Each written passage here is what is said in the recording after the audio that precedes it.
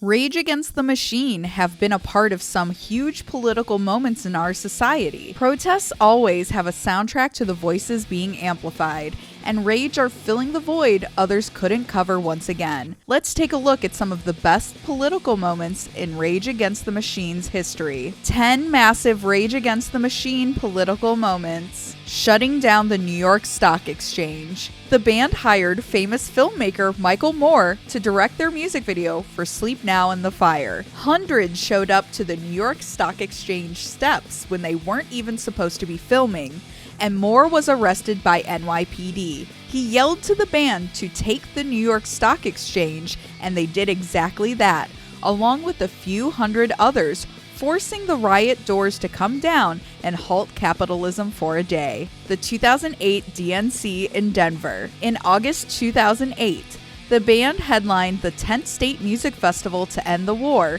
during the Democratic National Convention in Denver. After the concert concluded, they joined uniformed veterans from Iraq Veterans Against the War in protest. Along with thousands of attendees, a 5-hour standoff with police ended in Barack Obama's campaign agreeing to meet with the veterans. 2009 Killing in the Name campaign. In 2009, UK residents were fed up with hits from the show The X Factor dominating Christmas single charts year after year, and started a campaign to push Rage's song Killing in the Name to the top spot. They were successful in sticking it to show host Simon Cowell, causing the band to perform a slightly censored version on Radio 5 Live, with proceeds from the campaign going to charity. This eventually led to a free show in London and a small handful of other shows across Europe in the summer of 2010. Hanging American flags upside down on SNL. After dropping Evil Empire in 1996, Rage Against the Machine were invited to perform on Saturday Night Live, with ex-Republican presidential candidate Steve Forbes scheduled as the host. The band's 2-song set was cut in half after they attempted to hang American flags upside down,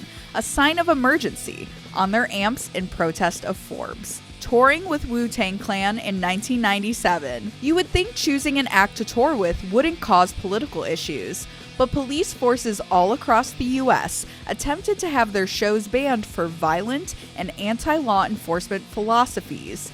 The shows went ahead anyway, despite numerous court cases trying to end the tour, and Wu-Tang Clan eventually were dropped from the tour anyway after struggling to get all 9 members to show up at the designated venue, having all of their music added to the Clear Channel memorandum. Following the September 11, 2001 terrorist attacks, countless artists were demonized for lyrics, music videos, and their general appearances. Everyone from Slipknot to Bruce Springsteen to Elton John were included in a list of songs recommended by Clear Channel Communications, now iHeartMedia, to not play over questionable lyrics in the aftermath of the attacks. Rage Against the Machine had the honor of being the only artist to have their entire discography marked on the list. 2007 Coachella reunion. In January 2007, rumors began circulating that the band would be reuniting and were confirmed shortly after.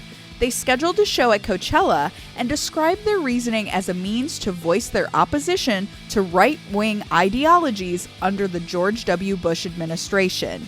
They played to the largest crowd of the entire festival with a massive Zapatista Army of National Liberation backdrop to voice their message to as many people as possible. 2008 RNC protest. In September 2008, the band played in Minneapolis during the Republican National Convention. The day before the show, they attempted to play a surprise set at a free anti-RNC concert, but were stopped by police.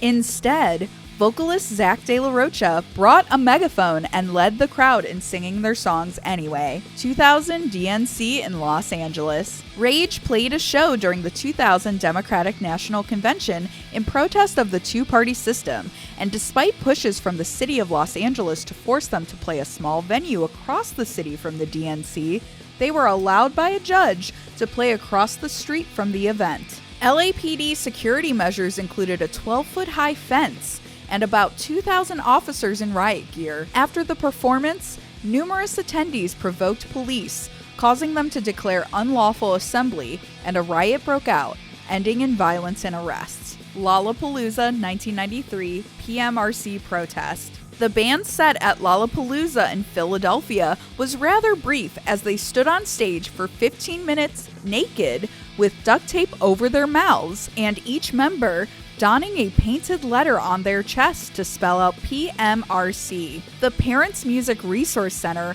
are the group responsible for the explicit content stickers on albums today. And although Rage left some fans disappointed with their protest not including a show, they played for attendees at a later date.